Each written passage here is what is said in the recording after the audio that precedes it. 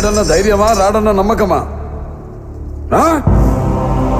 నేనెక్కడున్నా నా అనుకున్న వాళ్ళు ఇక్కడుంటారు. వాళ్ళని టచ్ చేస్తే ఏమవుతుందో కొడుకు చావుతోనైనా అర్థమై ఉండాలి. అర్థం కాలా? ఒకడు మంచి కోరి మా వైపు అడుగేస్తే 10 అడుగులు ముందుకేస్తాం. చెడు కోరి అడుగేస్తే 100 అడుగులు ఎదురొస్తాం. ఆ అడుగు పడితే నాకు ఎమోషన్స్ ఉండవు, ఫీలింగ్స్ ఉండవు, క్యాల్కులేషన్స్ ఉండవు, మ్యానిపులేషన్స్ ఉండవు. చెప్పండి వాడికి. సెంటర్ అయినా, స్టేట్ అయినా, పొజిషన్ అయినా, అపోజిషన్ అయినా, పవర్ అయినా, పొగరైనా నేను దిగనంత వరకే. Once I step in, history repeats.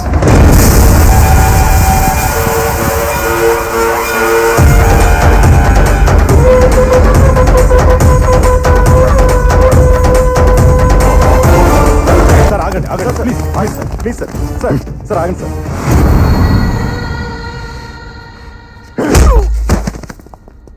నన్నే టచ్ చేస్తావా?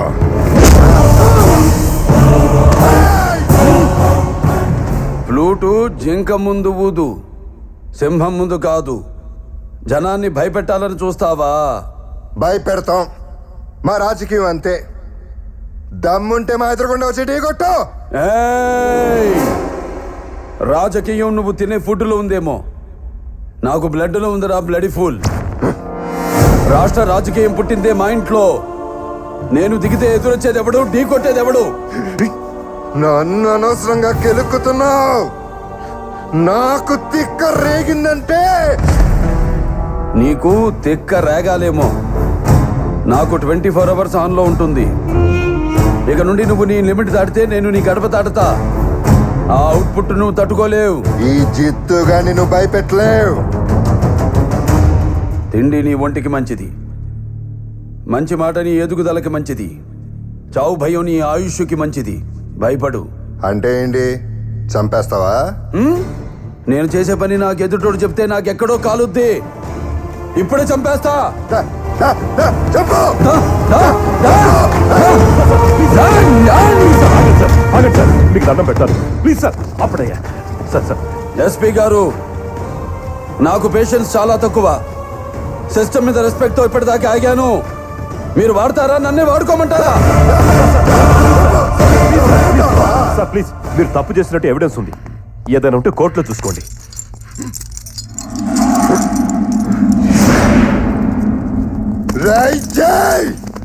నేను జైలు నుంచి వచ్చిన నెక్స్ట్ మినిట్ నువ్వు ఉండవు.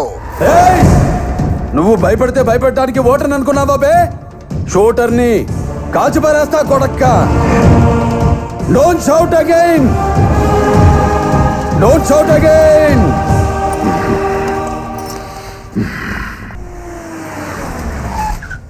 అడుగు వచ్చేసాడు. నేను తీసుకొస్తాగా, మీరు లోపలికి వెళ్ళండి. వెళ్ళండి రే, అరవండి రా, అరవండి అరవండి. ఎంపీ గారు, ఎంపీ గారు.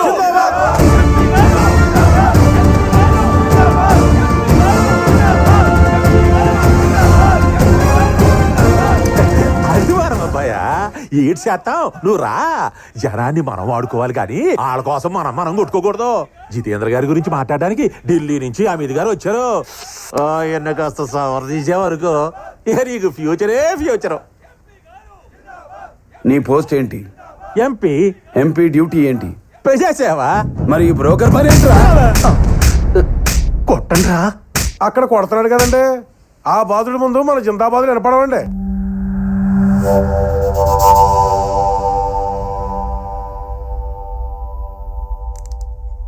ఏదో సవర్ తీయాలంటగా. ఏం సవర్ తీయాలి? ఎంపీని కొట్టడం ఏంటి? అతనేమన్నా నీ పని మనిషి అనుకున్నావా? లీడర్. వేదవ సోది. బయటికి రా. జిత్తు బయటికి రావాలి. రాడు, రానివ్వను. నెక్స్ట్. బహుశా మీకు మా గురించి తెలియదనుకుంటా. నేనంత దూరం ఆలోచించను. ఆలోచిస్తే అక్కడ ఎవరిని ఉంచను. నెక్స్ట్. రిస్క్ ఏమో ఆలోచించండి. రిస్కా? నాకా? మీకో చిన్న పెట్ట కథ చెప్తాను వినండి. ఒకడు రైలు పట్టాల మీద ట్రైన్కి ఎదురుగా పరిగెడుతున్నాడు. ఎదురుగా ట్రైన్ వస్తుంది. వీడు పరిగెడుతున్నాడు. ట్రైన్ వచ్చి గుద్ది వెళ్ళిపోయింది. దీన్ని ఏమంటారు? రిస్క్ చేయడం. ఇదే కథ ఇంకోలా చెప్తా వినండి. రైలు పట్టాల మీద ఒకడు వెనక్కి తిరిగి పరిగెడుతున్నాడు. వెనకాల ట్రైన్ వస్తుంది, వీడు పరిగెడుతున్నాడు, ట్రైన్ వచ్చి గుద్ది వెళ్ళిపోయింది. దీన్ని ఏమంటారు? రిస్క్ చేయడమే. ఈ కథలో ట్రైన్ ఎవరో తెలుసా? నేనే. ఒకడు నాకు ఎదురొచ్చిన వాడికే రిస్క్, నేను ఒకడికి ఎదురెళ్ళిన వాడికే రిస్క్.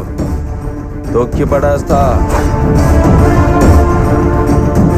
మా పవర్ ఏంటో తెలియక మాట్లాడుతున్నావు. పవరా? నీదా? నీ తలరాత డిసైడ్ చేసేది పైనుంచి వచ్చే కవర్. నా తలరాత డిసైడ్ చేసేది ఒంట్లో ఉన్న నా పవర్. నీది లాటరీ, మాది హిస్టరీ. మీ హిస్టరీలు మా దృష్టిలో చిత్తు కాగితాలు లాంటివి. మేము అక్కడ స్విచ్ వేస్తే ఆ ఫ్యాన్ గాలికి ఎగిరిపోతారు.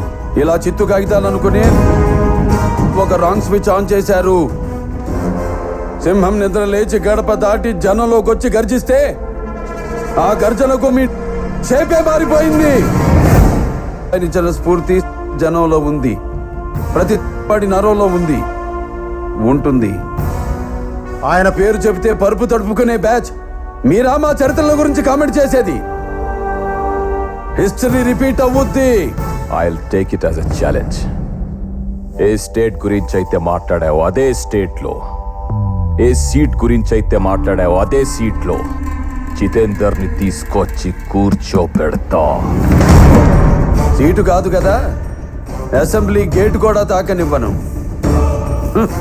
ఏయ్! ఏయ్! నీకు బీపీ వస్తే నీ పిఏ మడుకుతాడేమో, నాకు బీపీ వస్తే ఏపీ మడుకుద్ది.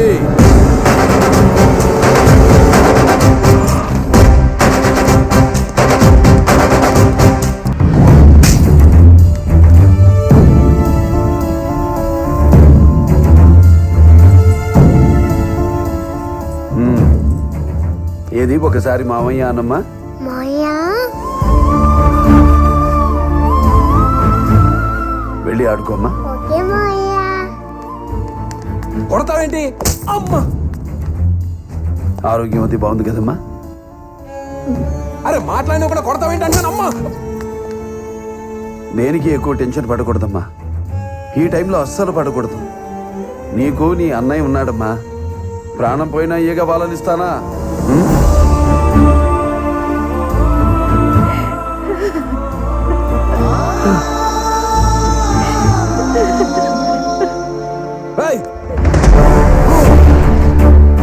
రాఘవయ్య గారు, బాబు ఆడబిడ్డ పుడుతుందని తీసేస్తానన్నాడంట.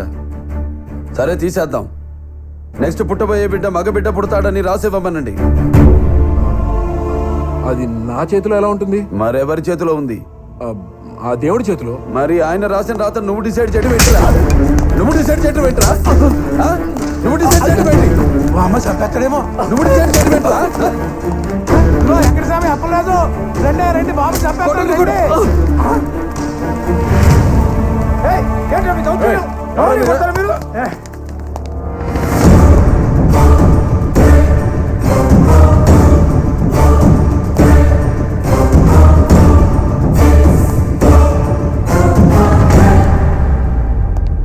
ఊరి మీదకి వచ్చి మా జీవన మీద చేసుకుంటావా? పులి మీద దాడదావా? ఎంతమంది ఆడపిల్లలు కంటాడయ్యా, తీసేసుకుంటాడు. ఆడపిల్ల ఆడిష్టం అయితే ఏంటట?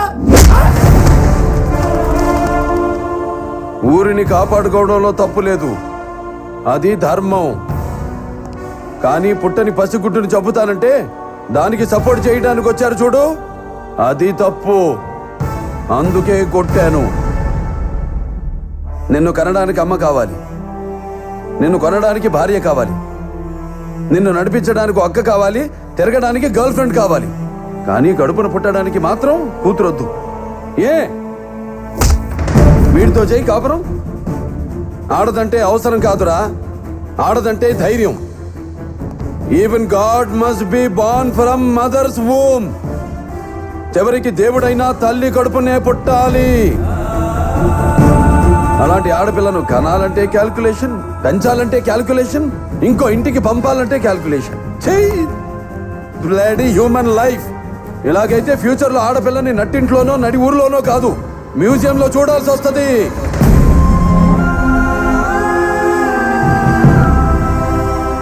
వినా స్త్రియా జననం నాస్తి, వినా స్త్రియా గమనం నాస్తి. వినా స్త్రియా జీవం నాస్తి, వినా స్త్రియా సృష్టిరేవ నాస్తి. స్త్రీ లేకపోతే జననం లేదు, స్త్రీ లేకపోతే గమనం లేదు, స్త్రీ లేకపోతే సృష్టిలో జీవం లేదు, స్త్రీ లేకపోతే సృష్టే లేదు. అయిన వాళ్ళకి కష్టం వస్తే అరగంట ఆలస్యంగా వస్తానేమో, అదే ఏ ఆడపిల్లకి కష్టం వచ్చిన ఆరక్షణం కూడా ఆగను. I will show them the hell.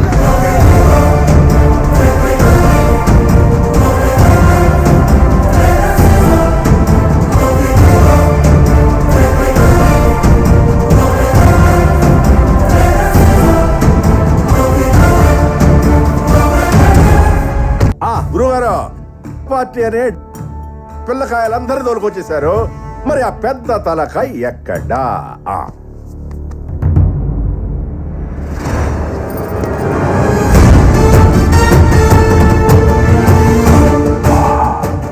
Cutout అదిరిందయ్యా. ఇతన్ని వెనకుంటే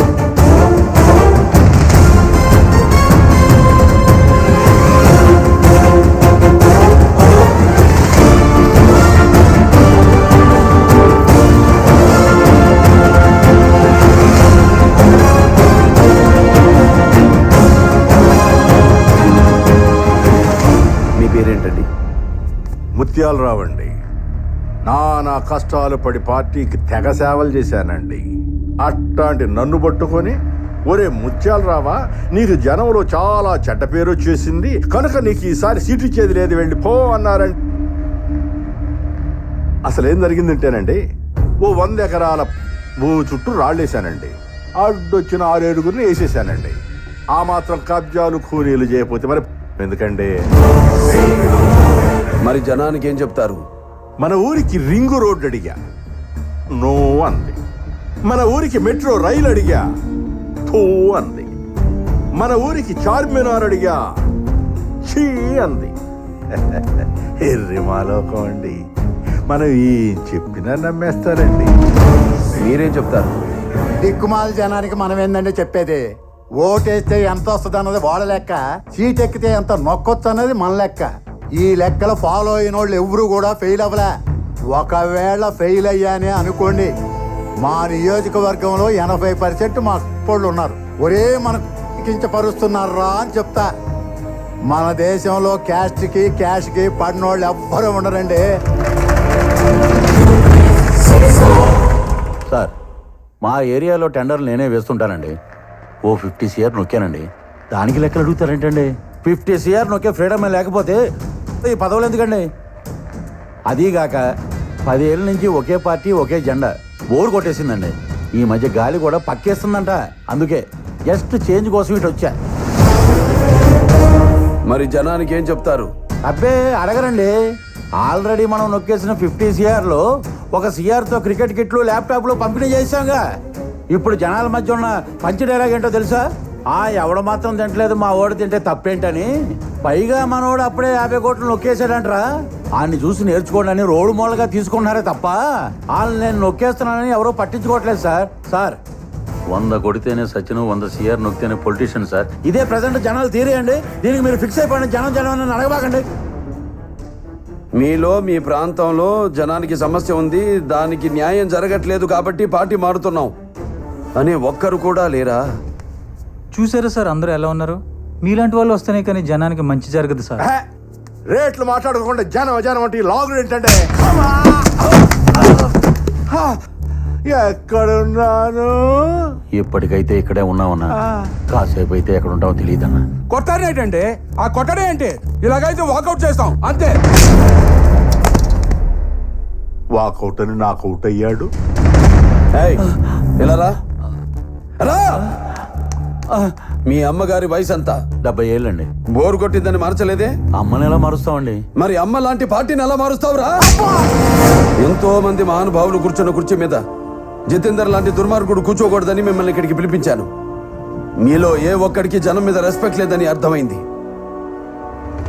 పదవిలోకి వచ్చేదాకా జనం మనం జనం మరం అని కూసే మీ నాలుగు నరం పదవిలోకి రాగానే నరం మారి స్వరం మారి మనం వేరు జనం వేరు జనమే లేరు అని రంగు మార్చే మాటల బేరం ఇక సాగదు. ఈ రోజు నుంచి గడప గడపకి వెళ్ళి ప్రజల సమస్యలేంటో తెలుసుకొని తీర్చాలి. లేదంటే మీ లైఫ్ టైం ఎక్స్పైర్ అయినట్టే. Be careful, be careful. నాకో బ్యాడ్ హ్యాబిట్ ఉంది. లైఫ్ లో కొన్ని వినకూడదు, చూడకూడదని ఫిక్స్ అవుతా. పొరపాటునవి నా కంటికి కనిపించినా, చెవికి వినిపించినా టెంపర్ లేచుద్ది.